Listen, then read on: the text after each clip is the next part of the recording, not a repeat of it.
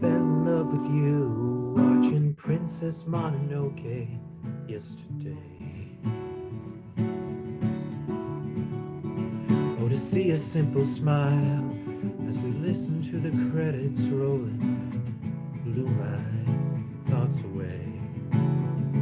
As the forest spirit friends and the mountains breathe again, I saw what life is all about.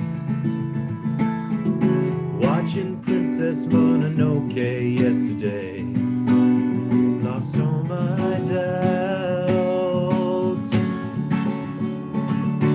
Oh, I fell in love with you when we were playing Crazy Eights yesterday. Well, I saw your brilliant mind and I saw your sweetest smile. I don't know quite what to say. You said your favorite memory was that time you saw me sing. It takes my breath away. Oh, I played a three of spades and I fell in love with you yesterday.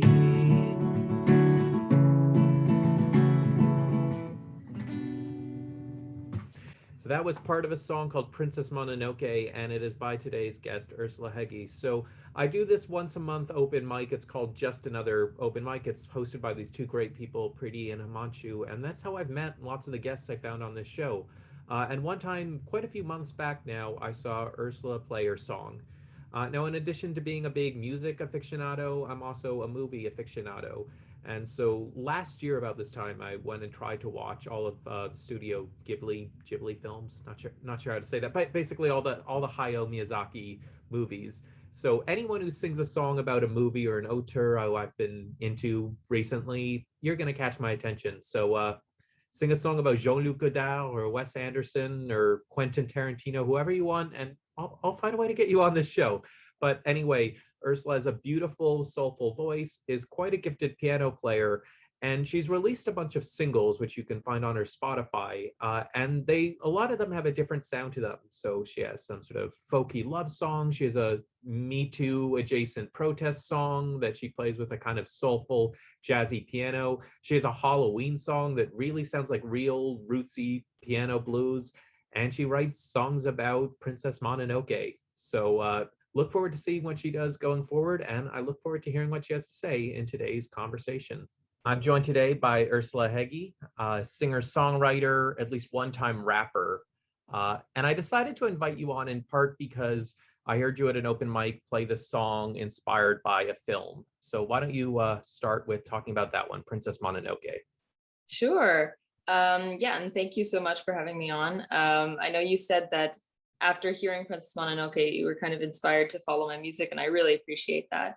That song was based on an experience I had with my partner the first time that I watched the movie Princess Mononoke, the Studio Ghibli film.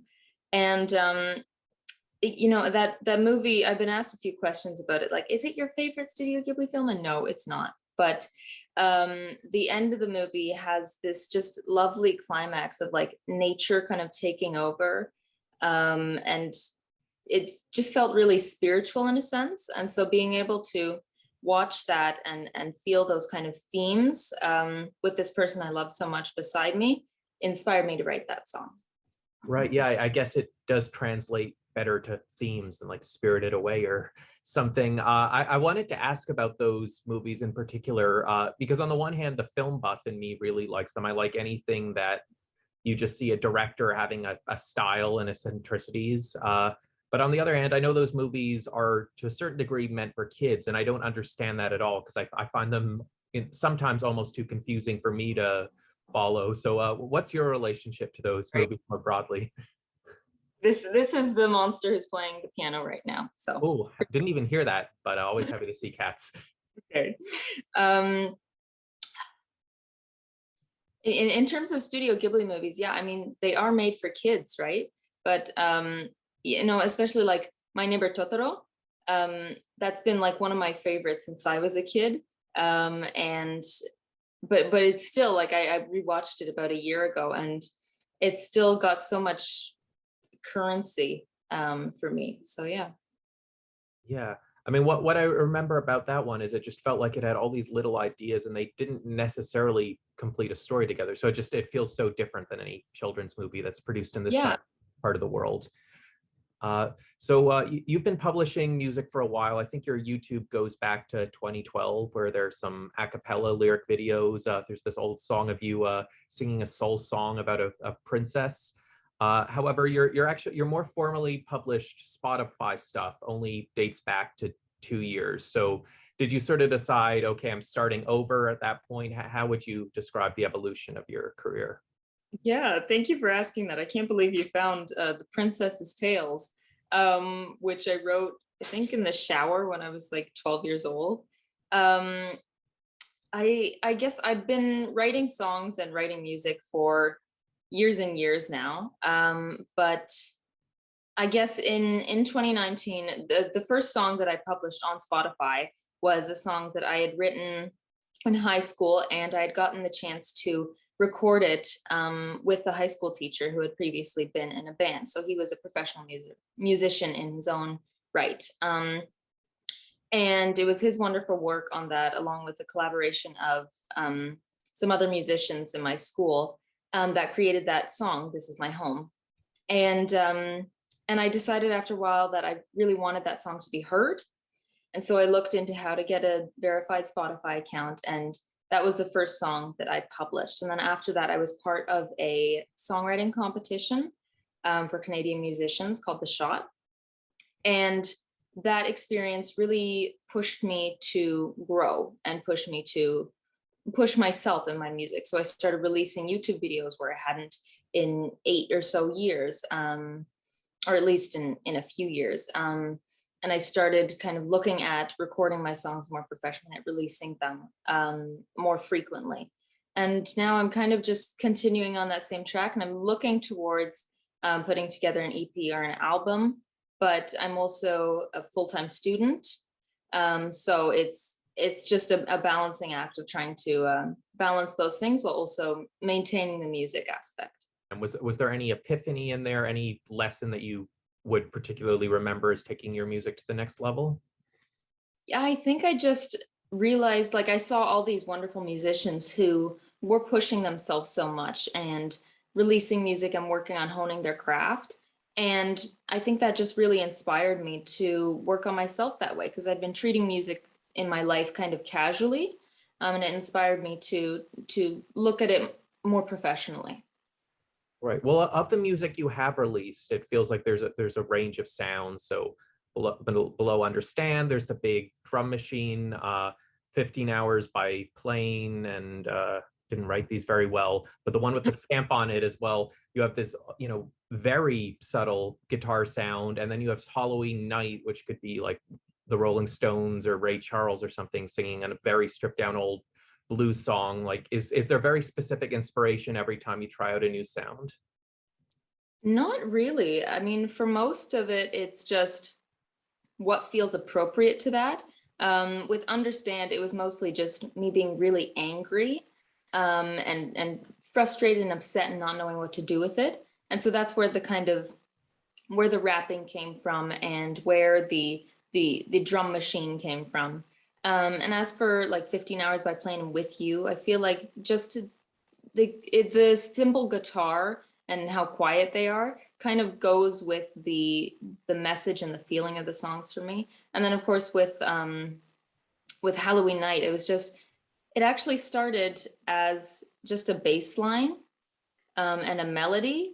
And I thought, well, this doesn't sound like much of a song. So I just started kind of fiddling around on the piano, because I knew I wanted it to be kind of funky, because it's a kind of tongue-in-cheek song. And so, yeah, again, just kind of fiddling around until I find something that fits whatever message I'm trying to convey. So you have another song coming out. It's called "Do You Like This Song?" It kind of sounds like a darker version of "You're So Vain." What's going on with this tune? Yeah, that's a very good way to put it. I think I'm going to describe it like that from now on. Yeah, this song, I wrote it back in 2018, maybe 2019. And it was a relationship that I was in, where, and no no resentment, no hate to the person that was with. But at the time, I really felt kind of trapped and um, and very angry and frustrated, and again, not knowing what to do with that, and not feeling like I could talk about it. And so I just wrote the song, and that song is actually based on the chord progression for, I believe it's Beethoven's Seventh Symphony Movement 2, or it's the Second Symphony Movement 7. I can't remember, but it's in the King's Speech, and it's a really wonderful song. And I think you have him right there, in fact. I do, which was why I was so embarrassed that I have no idea what you're talking about. I basically know 9 and 5, like everyone else. But I don't know what I'm talking about either, so it's fine.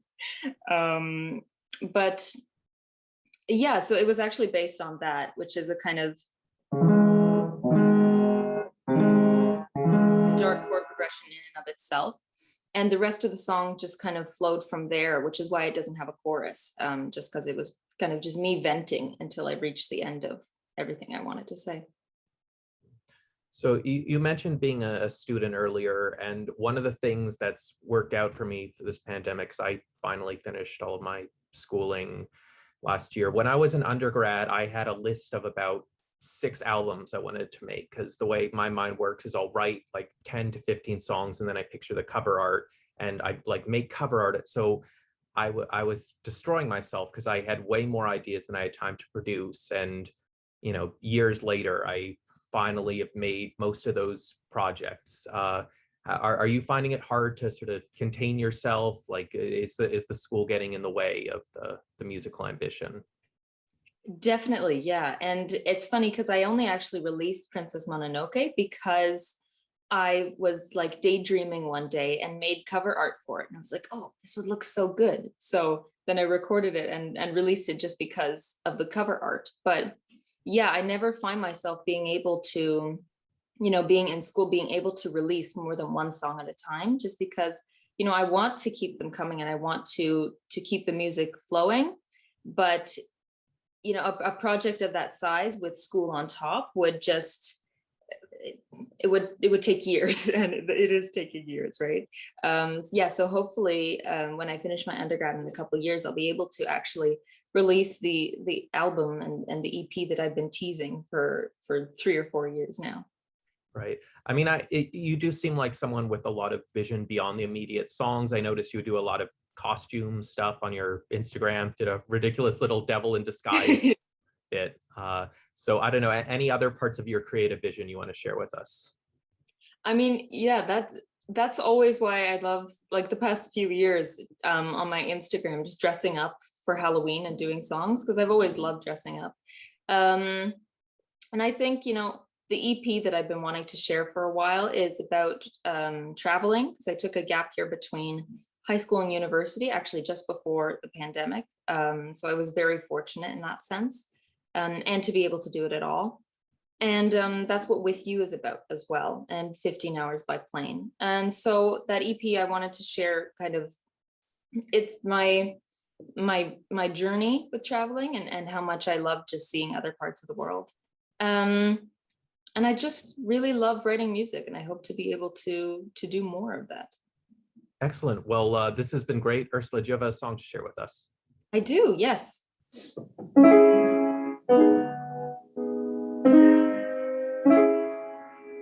never liked my music, did you?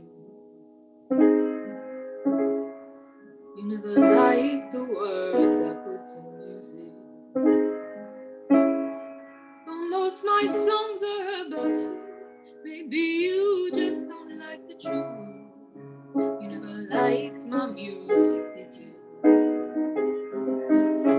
You love and hate my songs about you. 'Cause you feel that these songs out you.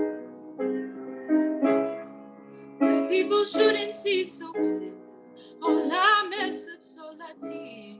But do you like this song or don't you? It's clear that I've been thinking of you. You know that I'll always forgive you, and that I could never start again this lonely love, my only friend. Know that I am starting to doubt you, believing I can't live without you, thinking I know everything about you, and that I could never start again this lonely love, my only friend. Know that I am starting to doubt you. Oh, I'm trying to understand. Oh, and I really just can't stand us. We discuss my faults, we'll both have blind, so all of you is getting behind. Though it's your faults that sometimes I find the strength to blame you, but my guilt always finds a way through. I manipulate myself and say, just make him happy one more day, but you manipulate me. Oh, sometimes I think I hate you. Oh, that's one thing I never say to you. But I don't see how you ever hear, 'cause when I talk you disappear. I say that I'm not in the mood. Don't try to kiss me like you do. I hate your scent on my body. I think I'd rather smell like me. Now do you like this song, don't you? You never liked my music, did you? You never liked the words I put to music. Though most my songs are about you, maybe you just don't like the truth. Now do you like this song, don't you?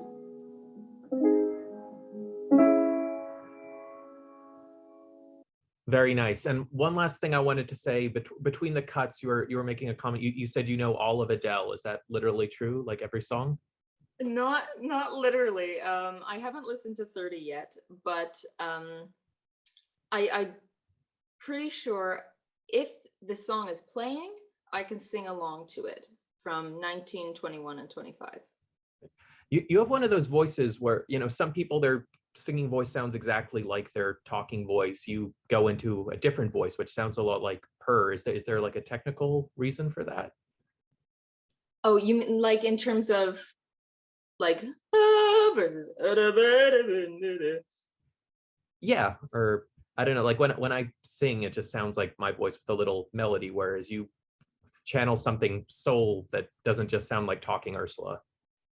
well, I hope so, because I don't really like my talking voice, so thank you for that.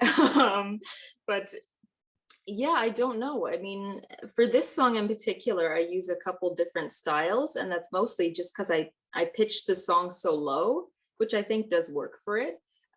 So like I have you never liked my music, did you? Versus if I was singing that higher, you never liked my music, did you? So it's just a different, I guess if it's higher, then I have that kind of clearness to it, and then if it's lower, then it's a bit grittier. Right. Then Do you have formal training for singing? I've been in a choir. I was in a choir when I was younger, when I was about 8 or 9 for a couple years, and then for a year, I think, when I was about 14. Other than that, I don't have any one-on-one training for singing. Okay, yeah, no, well, it's just quite the transformation, and it's very cool. But thank you so much, Ursula Hegge, for joining us today. Thank you very much. Thanks for having me. So that was today's guest, Ursula Hegge. And on the one hand, the songs she's writing look nothing like the songs that I've written over the years. I thought it was funny when she had to clarify that she wrote this negative song about a relationship, but that there were no hard feelings associated with it. I don't think I've ever had to ever took that kind of risk with my songs. But in another way, it was great to hear from someone who was going through a similar experience, absolutely bursting with creativity. But what do you do when that creativity is not the number one thing you can prioritize in your life? And luckily, Ursula has managed to make the time to do some of these great recordings of her songs. And I'm sure going forward, she's only going to keep doing more because she's been persisting since 2012 and the work keeps getting better. And it's really exciting to see what she'll produce coming forward. So hope you enjoyed the session. Like, subscribe, check out all my other interviews, album reviews, to get to know other artists of various sizes from various communities around the world, and of course to enjoy my reactions to classic records. I'm Zach Morgenstern. This is Ludwig von B. Sorry I don't know your Seventh Symphony, buddy. See you next time.